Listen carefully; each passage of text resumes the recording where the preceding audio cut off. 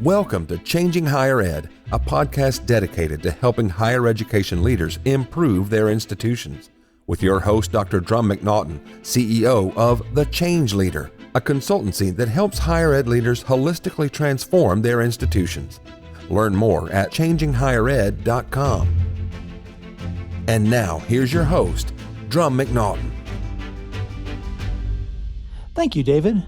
My guest today is Dr. Stephen Pruitt, President of the Southern Association of Colleges and Schools Commission on Colleges, or known as SACSCOC.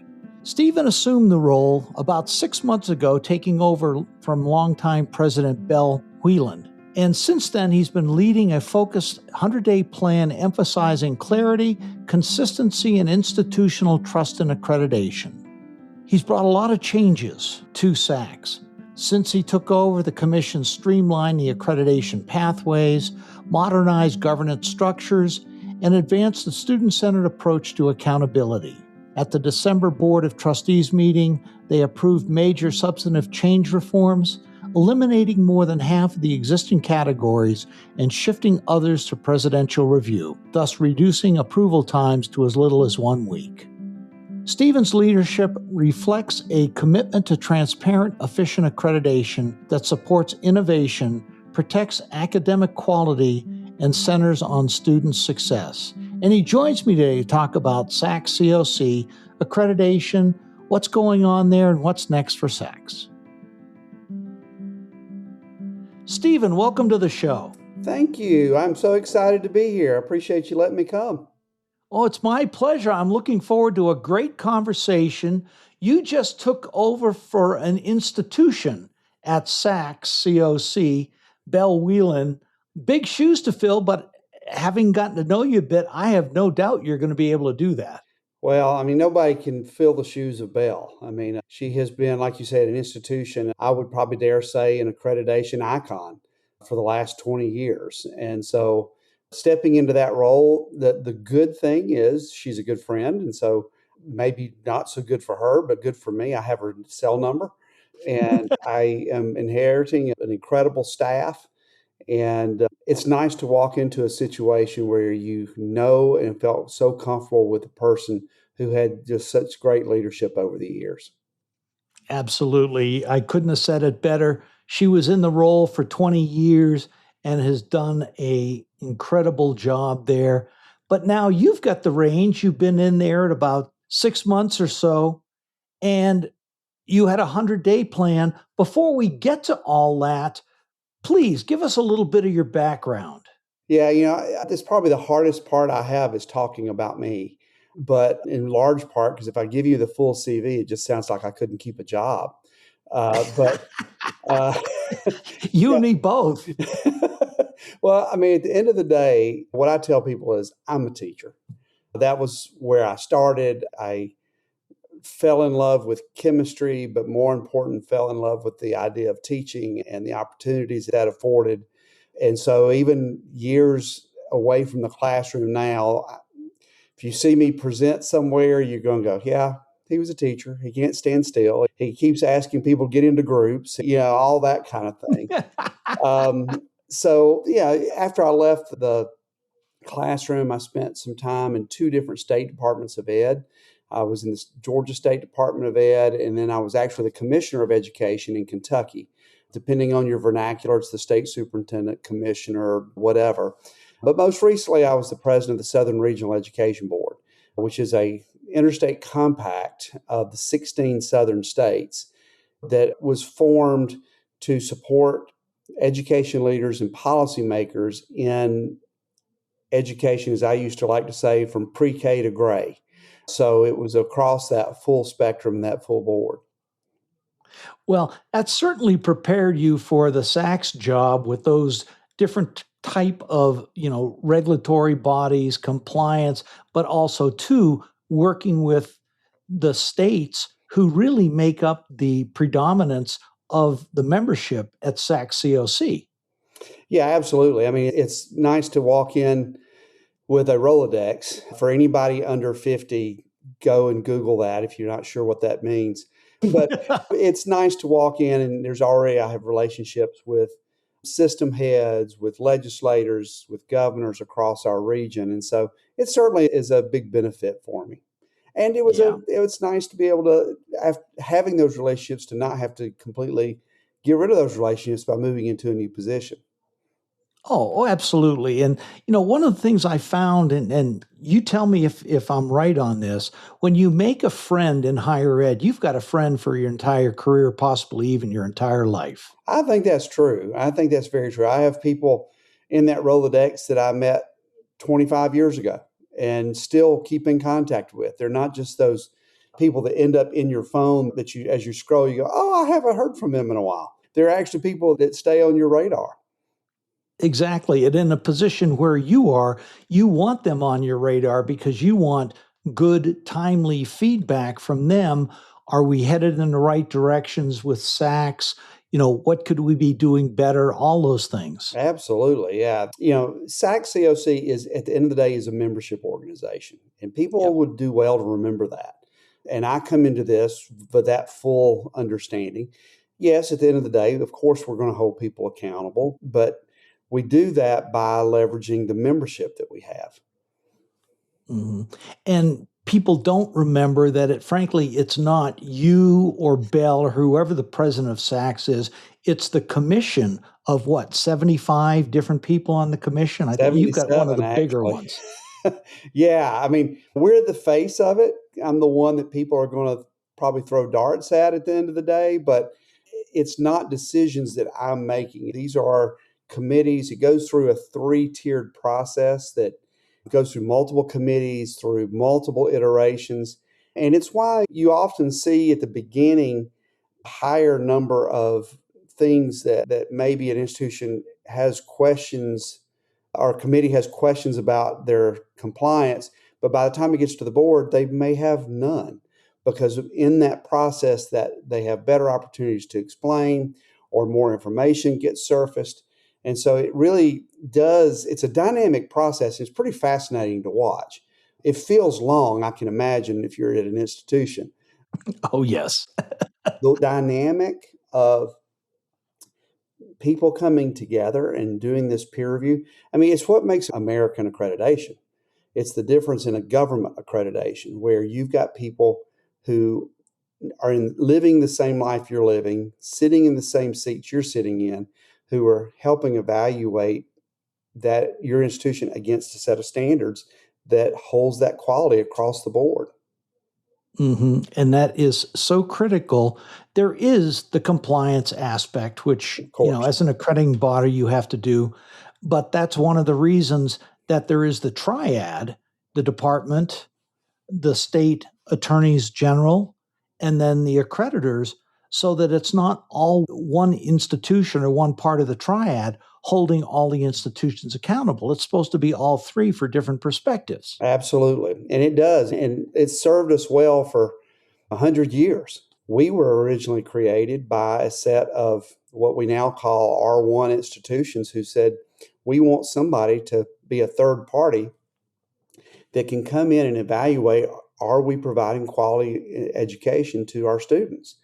And over time, when the triad gets created, the reality that states' rights do rule the day in terms of when legislation is passed, when regulatory things are passed.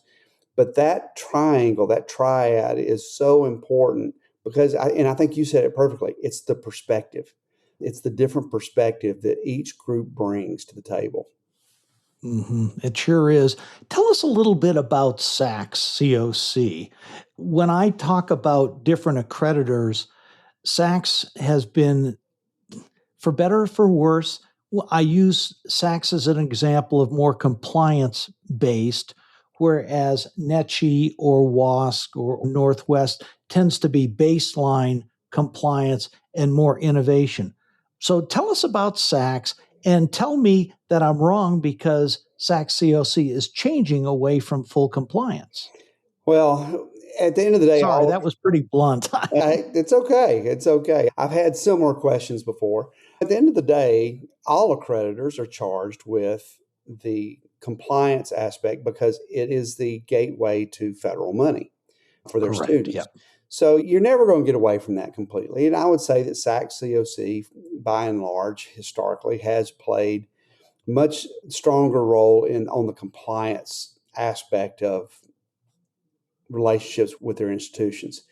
We're not going to be that way in SACS 2.0. I mean, we are doing so many other things. We're getting some things planned that really do put us into a place of innovation. It puts us into a place of adding to the knowledge base of what quality higher education is. It puts us into a place where we can better serve our institutions. And while the compliance will always be an aspect of it, leveraging compliance to get to innovation is actually the place that we want to move. We want our institutions to say, yes, we've got to do these things for SACS, but how could we actually do something bigger, special, and more focused for our students and for our community, and ultimately for the workforce? Because at the end of the day, our institutions are preparing the workforce. So I don't want to ever hear, oh, well, we can't do that because SACS says we can't. We're going to work hard to change that. And I see you doing that with your, first 6 months, your 100-day plan, all of those things. You've made some amazing changes already. Some of the ones, you've approved changes to the sub-change reforms, eliminating more than half of the existing categories, shifting others to presidential review, reducing timelines for approval. These are all things that are critical, especially in today's day and age of needing lightning fast changes. Yeah, we can't be in a business anymore of, all right, mail us what you need. Once we receive it in the mail, we'll do our evaluation. We'll take it to the board. I think that we're in a time of our lives, of a time in our history where people need to be able to be flexible, mobile, and react quickly to the lay of the land. I know here in Georgia, for instance, Georgia, at least for a time, became Hollywood East. There was this huge boom of Marvel movies and all that stuff was being filmed in Georgia because of all the tax credits. Institutions needed to be able to respond, to offer new majors, to offer new degrees that met that industry need. I use that one because it's probably one of the biggest ones that people will hear. But we're seeing the same thing across the board, healthcare. We're seeing more around logistics and advanced manufacturing and engineering. And just across that board, our institutions need to be prepared, need to be ready, they need to be able to recruit. And the flip side of that coin is we've got to be flexible enough internally that we're able to respond quickly and that we're able to provide support where necessary, maybe guidance where necessary. But at the end of the day, what we need to do is trust our institutions. And that is a component of where we are eliminated over half of the sub-change. They were things that were not required by the federal government. And they were things that I believe at the end of the day, we've got to trust our institutions to do the right thing by their students and by their communities. And that is the key, by the students, by the communities. If you keep what's best for the student in mind always, then you're not going to go afoul. Well, generally, my number one rule, students first always. My first staff meeting, and probably every day since then, somebody has to hear me say students first always. Or I'm asking the question, how does this benefit students? And if the answer is, well, and there's a little hesitation, okay, then that's probably not something we need to be in the business of. We don't, of course, have direct facing with students. We don't educate students directly. But we can make decisions. We can provide a framework that enhances an institution's ability to do that. And that's where we really want to go. Mm-hmm. How is the role of your VP liaisons with the institutions? How has that changed in all the changes that you're making? Well, it's interesting because one of the things with our VP liaisons, and I assume you're asking about the ones that actually are SACSCOC VPs. Correct. SACSCOC is, to my knowledge, they're the only ones who not just provide a VP to each institution. A lot of our accrediting partners do that, but we have a specific VP that gets assigned to a specific institution, and that becomes the mode of communication. They attend all the committee meetings. They are on the ground. They're not sitting in Decatur answering phones. They are actually out in the field. I mean, we have 4 seasons in SACSCOC, unlike Atlanta, who only has 4 if you count football. We actually have 4 seasons, but they're called fall travel season, in-house season, fall in-house season, spring travel season, and spring in-house season. I mean, they are on the road constantly. In fact, they've already hit the road here in January. And so that part hasn't changed, and it won't, because I believe that's been a staple for SACSCOC. It's been something our institutions at this point, they not only do they enjoy it, they expect it. I think if I were to make some announcement that, you're not going to have your own vice president on the ground with you anymore, I think that would be a major issue. As far as how they have reacted to the change, let me just start with a quick anecdote that it was pretty emblematic of how this has worked with the staff. We were all away at a conference, and so we had sort of a mini retreat. And that's where I rolled out the 100-day plan for the first time. So this was in, I guess, September. All right. And there's a scene in the West Wing where Bartlett and Leo call the senior staff in, and Bartlett says, we're going to do these things. And he named off several policy things. And as he gets to the end, the senior staff turns away from the president and Leo and starts talking to each other about, we need to call this person, we need to get this meeting. And so they start, at that meeting, I had that same experience where I was telling them, hey, here are the things I want to do with our rollout or with our 100-day plan. And they immediately start jumping into the planning. There was no resistance. There was no bad body language. It was immediate to say, yes, we want to roll on this. We see the benefit here. And it wasn't trying to just please the president, because by the time we got back to the office, we had 13 committees that had been established. They were working on the implementation strategies within a week of those committees being done. I mean, it was just wham, they are really getting up and going. They're excited about things like our rapid response initiative that we're just about to kick off, where institutions who are struggling, we can send a 3-member team in that can help be on the ground and help you think through, I'm having this issue with the finances. Okay, well, who do we need to connect you with? And not just SACSCOC staff, but what other institution can we get on the phone with you right now and help walk you through this issue? We kind of do this informally already. I mean, we actually had a couple of institutions in the Decatur office in the last month that came in to meet with our director of institutional finance, our vice presidents.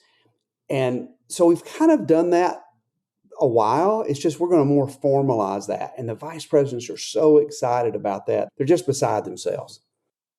Well, they have all of this great, and the VPs, liaisons for all of the accreditors have this great experience. And up until this point, in many accreditors, it's been more from are you doing this? We're not allowed to be consultants to you. Whereas it sounds like you're taking that to the role. Yes, you're in charge of compliance, et cetera, but you're also there to help consult to make your schools under your portfolio successful. And you have these other resources that you can call in to help elevate the advice that you give. That's brilliant. Well, I never use the word brilliant when I'm talking about anything I came up with. But the thing is, we've got these people who have this incredible knowledge base. They see what's going on. They lived it. I mean, a lot of them were liaisons at their own institutions. We have a few former presidents that are vice presidents now. And so there's just this incredible breadth of knowledge. But more importantly, because of how we're structured, they see what other institutions are doing. And I believe SACSCOC can be a center of best practice that puts us into a different plane that, yeah, we can't. And the vice presidents won't say, if you do X, you will be compliant. What they can say, though, is our experience shows us that institutions that have done these things, and if you pull off the implementation of these, it tends to go over well with committees, right? And so it does put them into a place where they're not making determinations of compliance. And that's important that everybody understands. Well, it's the commission's role. Yeah, exactly. Our role can't be helping or prohibiting anybody from being compliant. But what we can do is provide opportunities for conversation with other institutions and provide with a base knowledge or a breadth of knowledge, I guess I should say, that just provides institutions with good guidance that then they have to take and localize to their own institution. The way I describe it is we should be about finding unique solutions to common challenges. A lot of institutions have common challenges, but every solution looks different. Yes, it does. And the beauty of what you're talking about is it's not necessarily striving for compliance. You're striving for what's best for the students, which is in itself compliant. You know, way back when President Kennedy announced that we were going to go to the moon, no astronaut ever set the goal to get to the moon. They set the goal to get home. If we say our goal is compliance, we will never see excellence. And so my belief on it is, yes, compliance is part of a function of an accreditor. But if we simply stop at compliance, we're never going to get the moonshot. No. One of the things that really struck me when we spoke last week was you were talking about SACS becoming a sandbox for innovation. Tell me a little more about that, please. I am so very excited about this. It's still in the baking stage. It's not out of the oven yet. But here's the Does thing. It smell good, though? It smells really good. It smells really good. And lots of chocolate and caramel to go with it. I'm there. It's what's exciting about it is, we may talk about this at another time, but I started this series called Law or Lore for the opposite reason, but aligned. I'm sorry. What was that? Law or lore? Yes. Sorry, the Southern accent doesn't always play that out. But the idea is there's always this. Well, we can't do that because SACS won't let us, or we can't do this because there's a standard against it, right? Now, sometimes that's true, but a lot of the time it's the interpretation. And unfortunately, even more times it's where someone else had an interpretation that told that person about the interpretation. So it's actually two interpretations off, right? Sounds like a game of telephone. It's a game of giant telephone. That's like, the old laugh-in. It's the party to whom I'm speaking. Kind of thing. Right? Yes. I'm dating myself because I can remember Lily Tomlin saying that. Me too. And so the idea of the law or lore was to get people to stop thinking about what they've heard is appropriate and start actually going to look about, and so I do it in common language. I do it like I'm speaking, except I take the extra syllables of my speech out when I'm writing. But the idea there is to get away from this mentality of we can't because, right? Well, the sandbox for innovation takes that and goes another step. The idea here is there may be legitimate things that an institution says, we want to do this. But to do that, this or these standards, if we were to go through our reaffirmation right now, we might be found incompliant because of this new initiative. What I want to do is say, okay, if that's your case, come make the case. Come make the case that this is something you want to do and why these are in the way. Our question is going to be, so why are they in the way? So give us a good rationale. what are you going to do for students? What will this initiative do that's special for students, for your community, for the workforce? And if we can come to an agreement that that's the case, and the institution is willing to say, hey, if we do this, we will have 85% of our students graduate in 4 to 5 years, or 90% will pass their industry credential, or whatever, and we agree on that metric, then we set that aside for that period of time. And at the end of that period, there's a report that says, this is what we did for this initiative. So it's something that's completely for institutions, won't be required or forced to do it. But at the same time, you can no longer say, well, we're not allowed to do that because SACS won't let us. Come talk to SACS and let's figure out a way to get it done. What I've told our staff is I want us to be the organization that finds a way to say yes. This initiative sounds like something that Larry Schall would do from NECHI.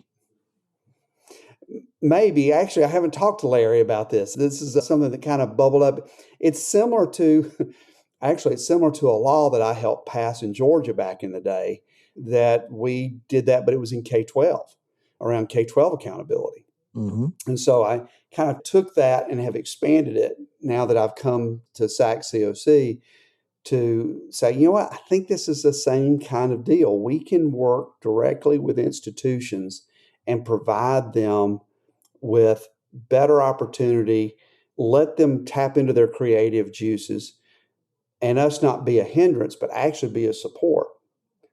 Well, to me, this taps right into your torch awards as well.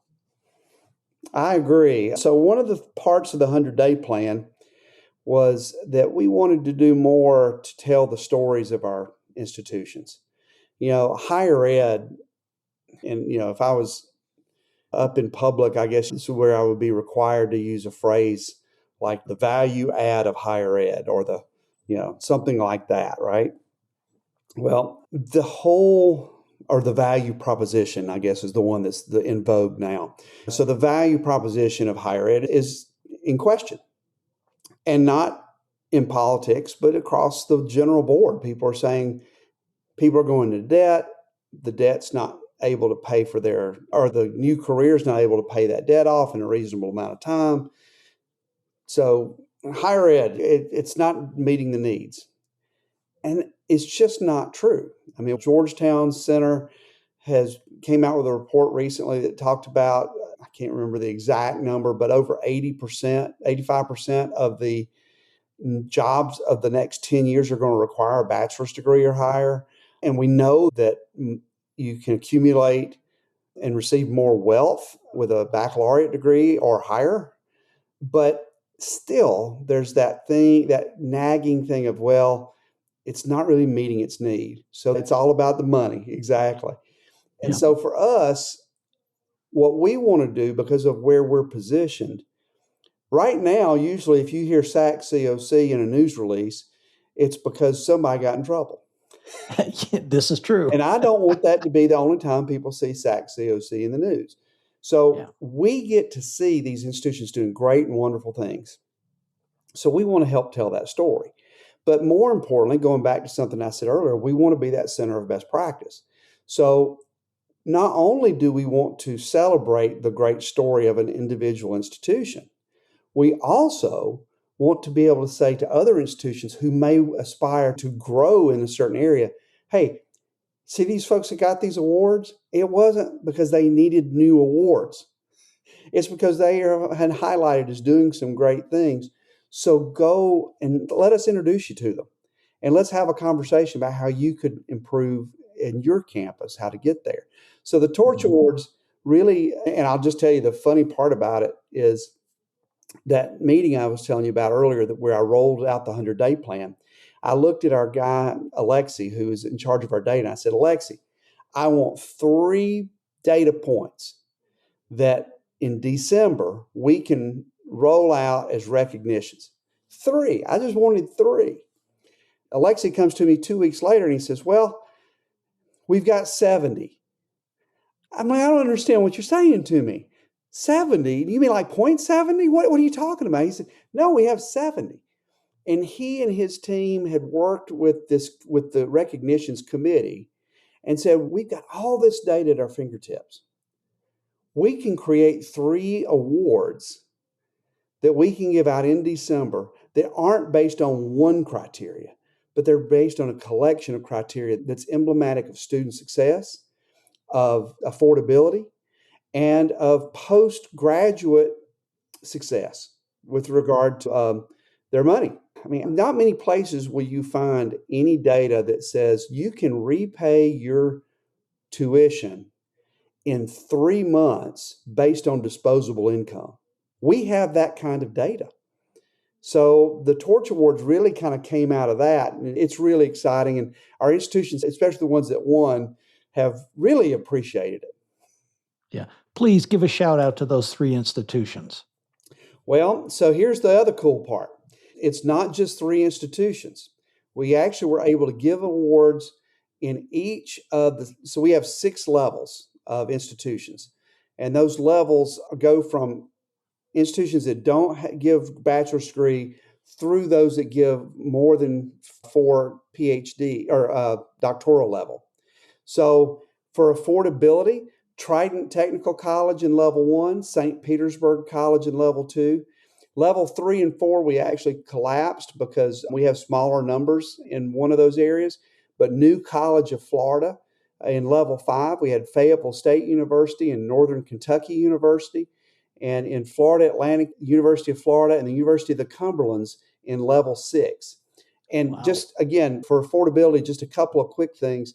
That looked at undergraduate tuition. It looked at institutional aid participation rate. It looked at average cost for low-income students. It looked at the decade cost trend across low-income students. So it was a collection of those things. Student success and completion, which deals with student-faculty ratio. It deals with percent of academic and student support expenditures in the budget, retention rates for full-time, dynamics of retention rates. It looks at Pell recipients, part-time students. I'm not reading all the indicators, but you can see there's a large range there.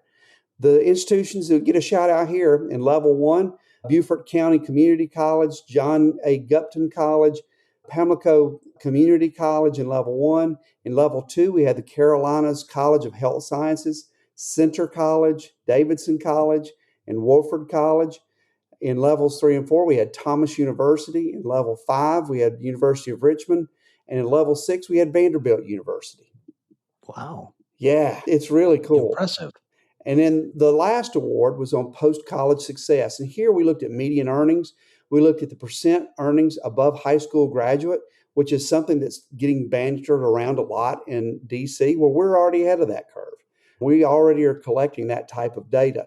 And we looked at number of years to recoup college investment with discretionary annual earnings, not just total, repayment rates, all that sort of thing.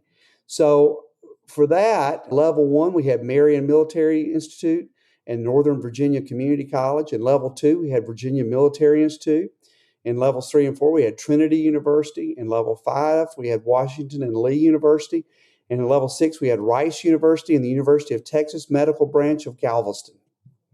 Wow. That's an impressive list of schools. It really is. It really is. And it's fascinating. We actually even found in this data, which, by the way, we're launching a new database that will be accessible to the public in the spring. And you'll be able to go see your institution, where you are in various measures and all that. But one of the things, for instance, we found was in affordability. There's this opinion that, the big R1 institutions are just too expensive for students to go to. We actually found where in some states, the community college was more expensive than the R1 institution because of the different incentives that the R1 was able to provide. So it was really pretty fascinating to get into that level of data. And we're going to be happy to share that data with others and with the public come the spring. That's going to be great. I've always believed you get what you measure. Absolutely. And if you want to incentivize people to do better in certain ways, you recognize those who are doing a great job. Absolutely. Absolutely agree. I mean, Data is, I'm a chemist, so naturally I love data. I'm also an assessment and accountability guy, so I love data.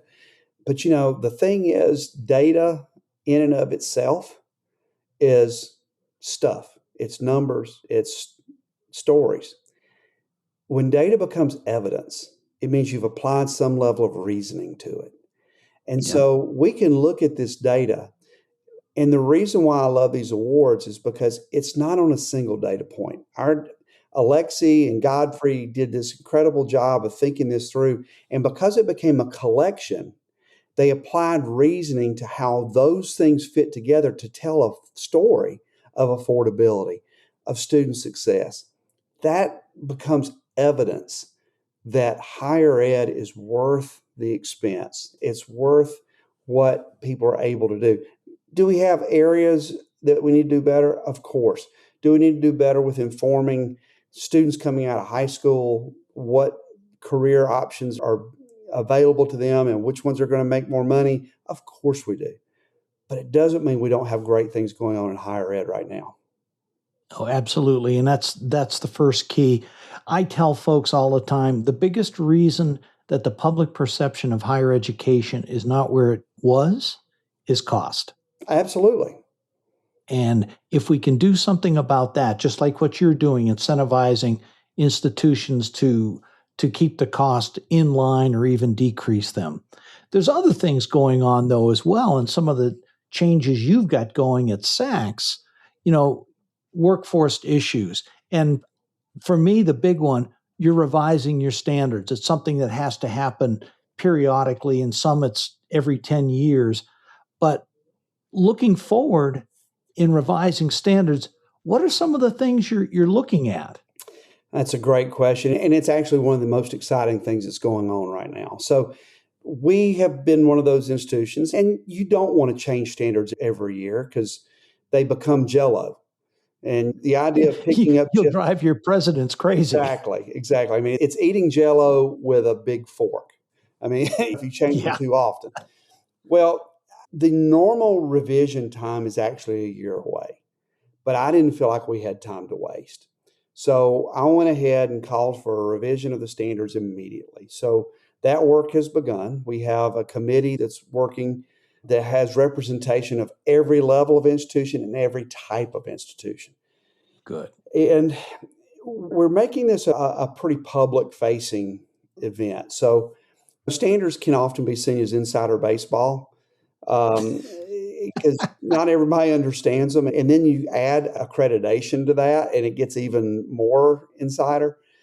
Mm-hmm. But that's irrelevant to me. We've got to be transparent with what we're doing.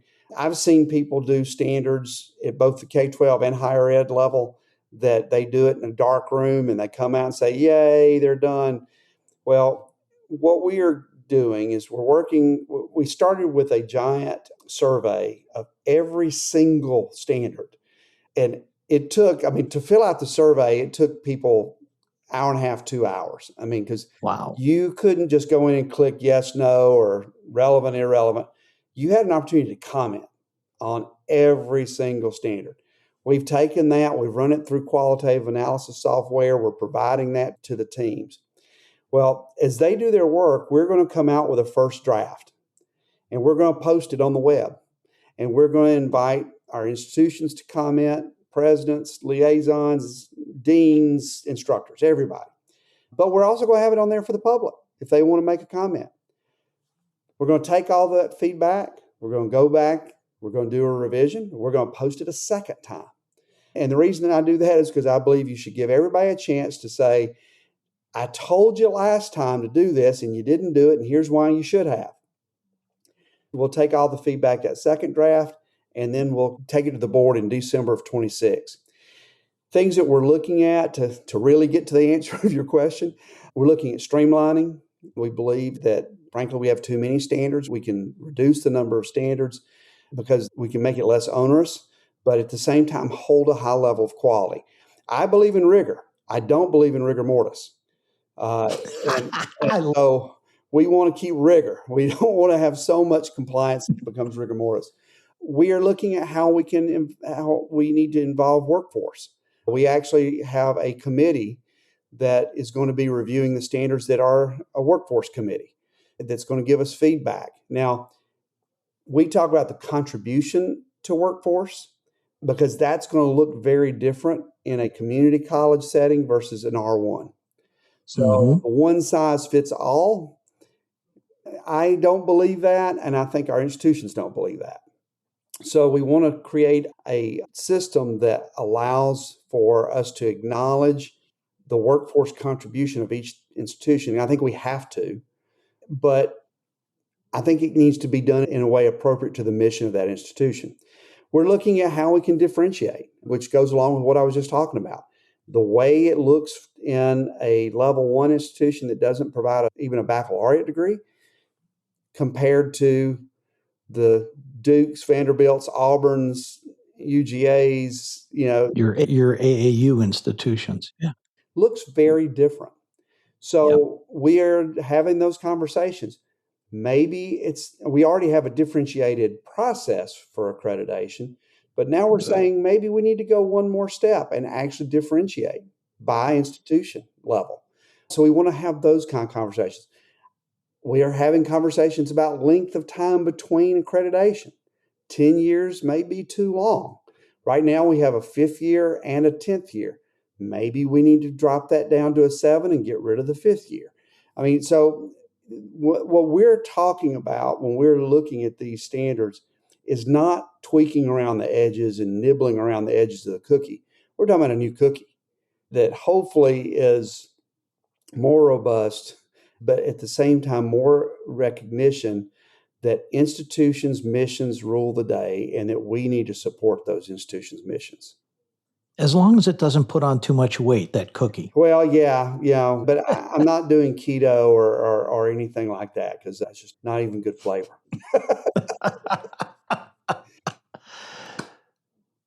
This has been fascinating. So much have enjoyed this conversation. One last question for you before we get to our takeaways. Sure. From where you sit, how does higher ed need to change to regain the public trust and public perception? It's a great question. I think that we got to be more transparent about the contribution to workforce, that it's not just signing up, taking classes, and getting a piece of paper, walking across the stage, that it does lead somewhere. And even if, and again, I want to be clear, I'm not saying that you have to eliminate a bunch of programs, but at least students need to have the truth in advertising of this is what this is going to offer you at the end of your program. I think that you hit the nail on the head earlier, the issue around finances and affordability. It can't be that we put students in perpetual debt for the rest of their life, especially those coming from low-income families. I think that's going to be really important. And this one, this may be more Stephen than the rest of the world.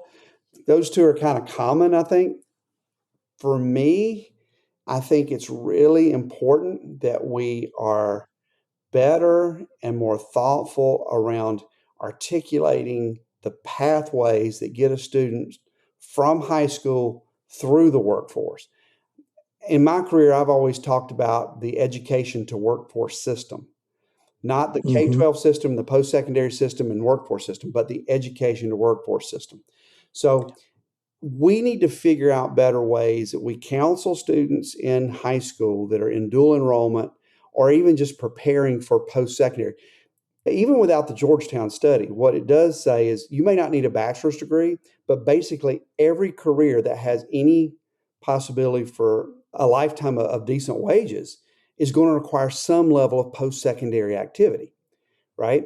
And so figuring out how to best articulate from high school through that workforce, and it can be things as simple as going, okay, when I'm in community college and I'm working toward this certificate or this credential, and we have examples of this. Gwinnett Tech does this, for instance, where they have positioned their advising that they advise each student every semester that not just take these to get to an associate's degree, but if you take this one before you take this one, you can get this certificate, which gives you more financial room, which means you're taking on less debt. It can be something more elaborate that we start to think differently about how we advise students in that, right now we have a huge deficiency in truck drivers. Well, we know that with Waymo and with already out in New Mexico, they're testing tractor trailers without drivers.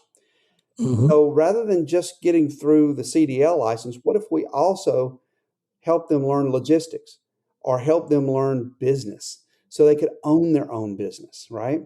What if we had a student that was getting a certificate in advanced manufacturing, if we really helped them see that advanced manufacturing also leads to engineering? So you may decide you want to go on to a four-year institution and get your engineering degree, which brings me to another key point. I think another part of this that gets to the financial part is if we embrace that idea of the education and workforce system, we've got to embrace the idea that credit transfer has got to be more embraced. And just because you didn't take it on my campus doesn't mean it was a bad course. Right. And the outside world really doesn't see that. They see the course is called this, and it's called this at your institution. Why are they not getting credit? And it's seen as a money grab, whether it is or not. And I get that there are things inside of that that may be different, but finding more effective ways to facilitate that credit transfer between institutions is huge. And I guess the last thing, which people already know this, is we don't have the traditional age of student anymore. So we've got to broaden how we approach higher ed to speak to people who are working full-time jobs and finding ways to help them get into higher education. And I think we've made progress on that, but I think we could do more. I think it's something we could actually really further accentuate. Yeah. Those are great things. What comes to mind for me is something that Gordon Gee told me years ago, right in the onset of COVID. He says, COVID is accelerating needed changes in higher ed by a decade or more. That was 5 years ago? Yeah. No, it was actually longer than that. It was, almost 6 years ago. Well, what's the accelerator? Artificial intelligence. Yep. That is doing it. That's changing the way we think about these. And frankly, we need more folks who are thinking like you are, that it is, education to the workforce, to the gray hair or white hair in my case. It's the talent assembly line, essentially, is what it is. The higher ed is the institution, but you've got all this input, output, and it doesn't stop there. Michael Crow, to me, has got the right idea. You sell your institution to somebody. Why is it after a graduate degree, that's it? You're there to provide lifelong learning for individuals. That's because the jobs that high school students are coming in, and we're talking trad students at this point, the jobs that these students are coming, going to college right now, haven't even been invented. Absolutely. Well, and I think maybe a little shout out to my former organization. In 2019, we released a report called Unprepared and Unaware. And what it was we did a study of individuals ages 25 to 35 who did not have any level of post-secondary education. And it was eye-opening. And of course, this was before COVID. And again, and you just hit the nail on the head, artificial intelligence and automation, because everybody thinks of automation. And there's this perspective that, technology is going to kick people out of the workforce. It's actually the opposite. Mm-hmm. It's going to bring more jobs. The question is, are people ready to take them? And so when you look at it and you see these people that at the time in 2019, they were happy, their families are going on vacations, they're owning their own homes. But we call it unprepared and unaware because when you look at what's coming down the pike, we saw this incredible percentage of people who didn't have any type of post-secondary education or specified training, and they were going to be left out of the workforce in the future. And then we followed that up with an economic impact report and basically found that, and this was in the 16 southern states. So I know this sounds funny, but it's SREB. We did include Delaware and Maryland. You can't get sweet tea in their restaurants, but we love them anyway. So, but we found that 18 million potential adults would be unemployable by 2030. Wow. 18 million unemployable, not unemployed. We're talking about people who just simply did not have the capacity to be able to hold the jobs because they didn't have the training for it. So, and it was, and again, this was before COVID. Well, COVID accelerated that to the nth degree, where we're seeing that happen now, where if people aren't in some type of higher education program, and again, I'm not here proposing that everybody needs a bachelor's degree. But I do think everybody needs something after high school if they think that they are going to have any type of possible career. And we're seeing more and more states put together what I call the 3H list: high need, high skill, high wage career lists, where they're prioritizing funding that if you go after certain of these degrees to fill those needs, you might get a little extra of your school paid for. But imagine the economy of the South and subsequently the country if people completely say, well, high school diploma is fine. It just can't work. Not going to work. Yeah. There are certain skills that you learn. I remember that old adage hearing years ago. You go and get a bachelor's degree to train your mind. You go for a master's degree to get skills, and you go for a PhD to bring new knowledge into being. It still basically boils down to that. Yeah. Yes. Yeah. This has been a fascinating conversation for me, Steve, and I really appreciate you taking time to come on the show. Oh, I've loved it. This has been great. Well, thank you. As we always do, our two final questions.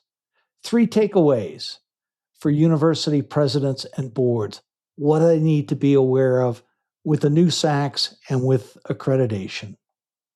Well, welcome to the new SACS is what I've been saying to everybody.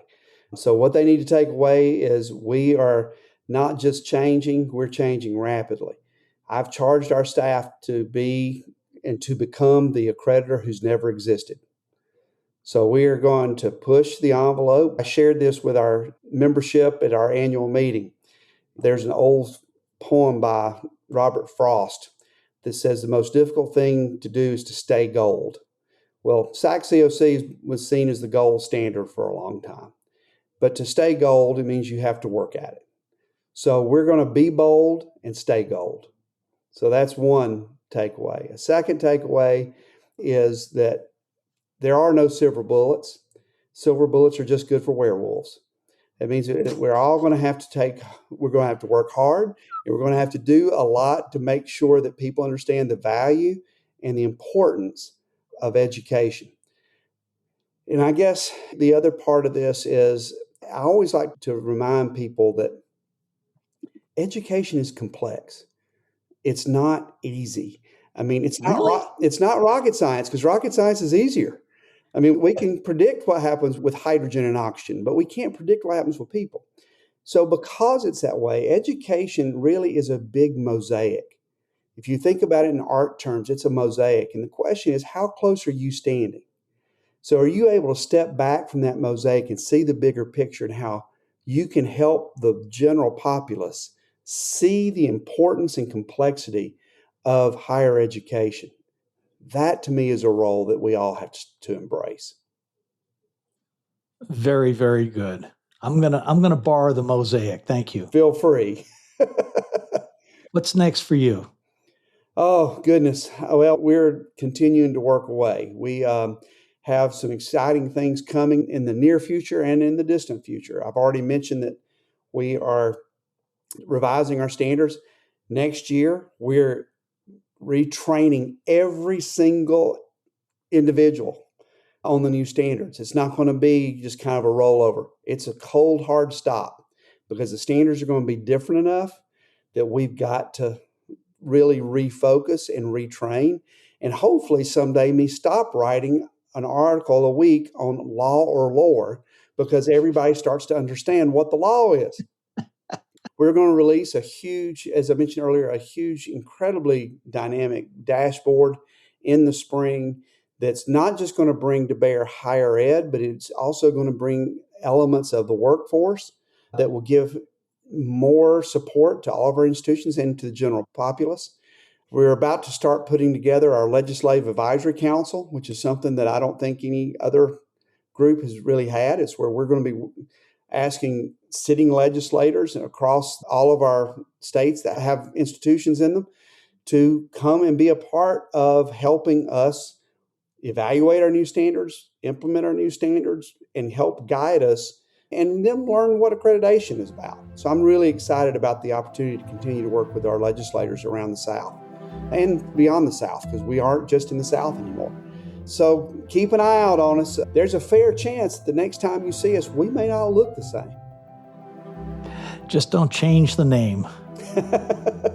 Well, no promises. What I've told all of our folks is nothing is off the table. If it moves or if it accredits, we're looking at it. Good. Well, Stephen, this has been a real pleasure for me. Thank you so much, and I wish you all the best going forward. Thank you very much, and thank you for having me on. And I've loved getting to listen to the other ones that you've done, so it's a real honor to get to be here. Well, thank you. It's very kind. Take care, my friend. Thank you. Thanks for listening today, and a special thank you to my guest, Dr. Stephen Pruitt. Stephen, I thoroughly enjoyed our conversation. I look forward to the next time our paths cross, and keep up the great work down there at SACS. For my audience, for my listeners, thanks again for tuning in. I hope this episode was as informative for you as it was for me, and I look forward to seeing you next week. Changing Higher Ed is a production of The Change Leader, a consultancy committed to transforming higher ed institutions. Find more information about this topic, along with show notes on this episode at changinghighered.com. If you've enjoyed this podcast, please subscribe to the show, and we would also value your honest rating and review.